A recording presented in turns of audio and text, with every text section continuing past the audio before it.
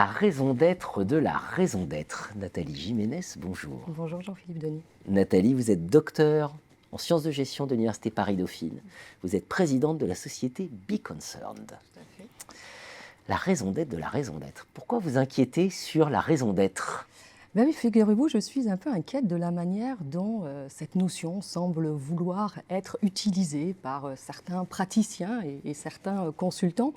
Vous voyez, j'ai pu lire que si une entreprise disparaissait et qu'elle était rapidement remplacée, que finalement elle n'avait pas de vraie raison d'être. Puis on voit bien que certains aussi parlent de la raison d'être d'une marque. Donc on voit bien que la notion est en train d'être utilisée comme un outil de différenciation. Et sans un petit peu aussi parler de ceux qui s'approprient la notion pour être dans des enjeux, on le voit bien, de communication institutionnelle. Donc on est en tous les cas en droit de s'inquiéter parce que si la notion de raison d'être est arrivée dans les préconisations du rapport Notat-Sénard et intégrée dans la loi Pacte, c'est justement pour redonner à l'entreprise son rôle profond, celui de contribuer à l'intérêt général. Et vous voyez, c'est un petit peu la manière, comme disent l'école des mines, de renouer avec ses origines, parce que souvenez-vous, il l'explique très très bien, Armand Hatuel et Blanche Ségrestin dans leur dernier ouvrage. Voilà, à ses origines, l'entreprise, c'était une action collective qui était construite pour concrétiser des vrais projets innovants, pour transformer la société.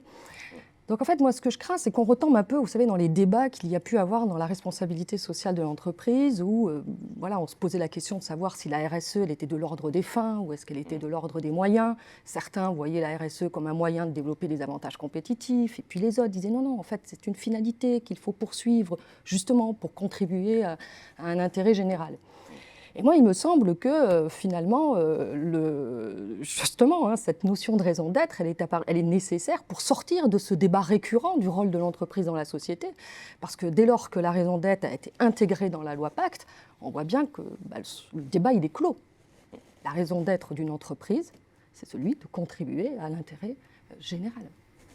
Absolument. Alors, pour qu'elle ne soit pas que cosmétique, cette raison d'être, vous nous dites, c'est pas anodin de définir sa raison d'être. Du coup, quand on part de ce principe-là, on voit bien que de définir la raison d'être d'une entreprise, c'est vraiment pas anodin. C'est d'abord pourquoi pas se questionner sur le pourquoi elle existe. Revenir aux motivations profondes qui ont conduit à sa création.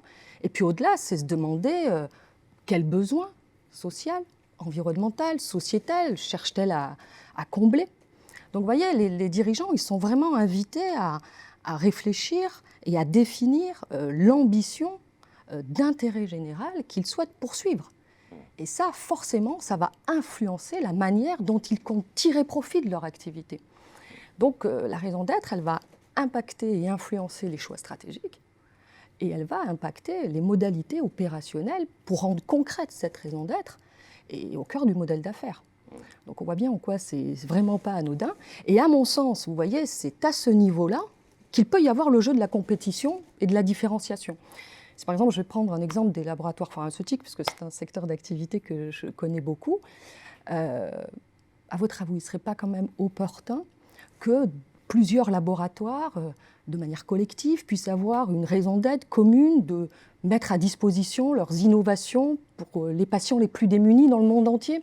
Vous voyez, collectivement, l'impact d'une telle contribution sur le plan social.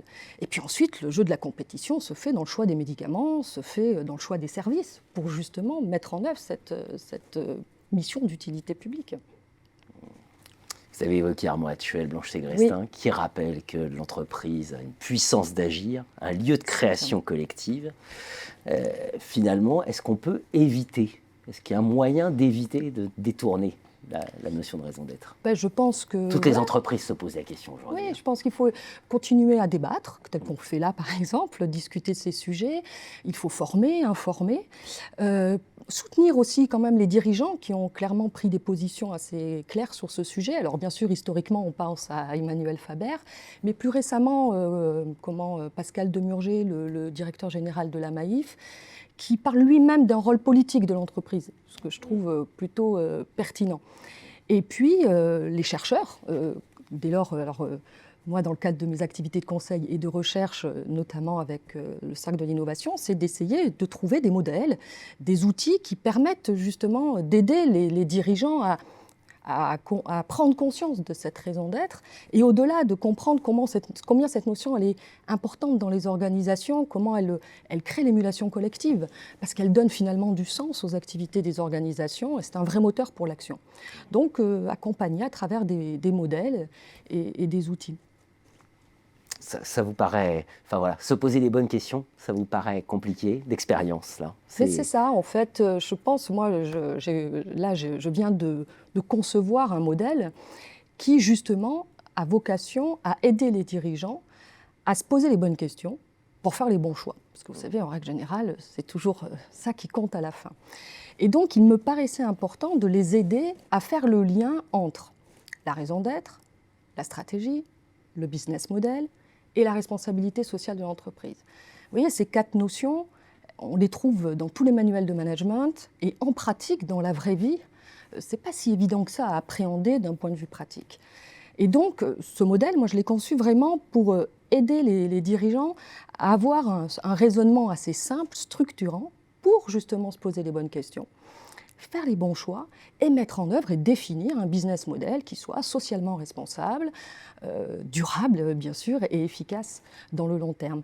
Et donc ce qu'on est allé chercher aussi, c'est de se dire que pour prendre appui sur ce modèle, il serait intéressant d'aller questionner l'existant. Je m'explique.